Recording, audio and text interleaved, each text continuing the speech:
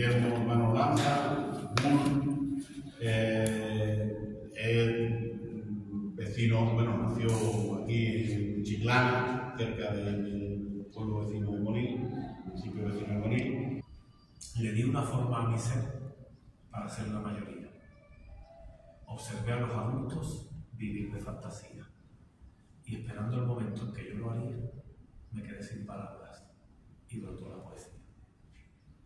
De borrego a místico, de místico a asceta, de asceta a desgraciado, como una veleta que un día se cansó de tener careta, primero me hice pobre y después me hice poeta.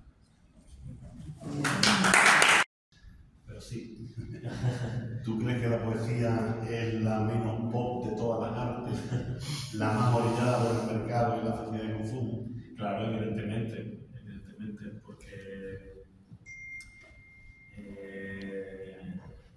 precisamente por eso, porque la poesía va a un lugar que es altamente peligroso, que es el espacio emocional. Allí nos podemos encontrar. Y eso es la imposición. Porque la poesía no genera, aunque pueda hablar, como antes estaba hablando con la hermana de Antonio, ¿cómo se llama? Virtudes con virtudes, de que yo estoy muy cerca de María Zambrano. Porque para mí la poesía y la filosofía es lo que la María Zambrano llama la razón poética, que para mí es algo más hermoso. Yo estoy muy cerca de eso, ¿no? y de que la poesía te haga reflexionar también. Pero la poesía no existe desde la razón. La poesía existe desde el corazón. Y ya está. Nunca va a querer tener razón. Porque no lo pretende, porque no lo necesita. Porque lo que hace es crear un lugar donde hablar desde el corazón, donde expresar emociones. Y ahí yo creo que abandonamos este debate racional y científico que quiere tener la sociedad, que nos tiene muy polarizados, que nos tiene en una cultura de la guerra. Lo veamos o no lo veamos, a veces no es una guerra abierta, ¿no? Sino encubierta. Entonces, yo para mí sí es la más pop, porque además es imposible escapar. Con una novela puedes escapar, pero con una poesía es muy difícil escapar, ¿no? Y yo creo que eso no es popular. Ahora mismo en nuestra sociedad actualmente no tenemos esa necesidad de buscar la poesía. En otros momentos de la historia sí ha habido una necesidad de buscar la poesía.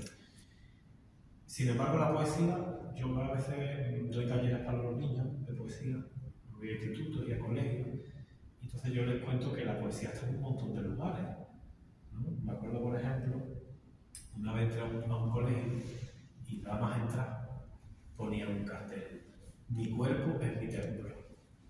Nada más entrar. Digo, ¿esto puede ser? Es una metáfora. Es un ejemplo claro y didáctico, pedagógico de metáfora. Digo, la poesía está en un montón de lugares, en los eslóganes, en frases cortas, en cosas que decimos. Es decir, el mercado usa la poesía permanentemente. Cualquier anuncio de marketing del Banco Santander es poético.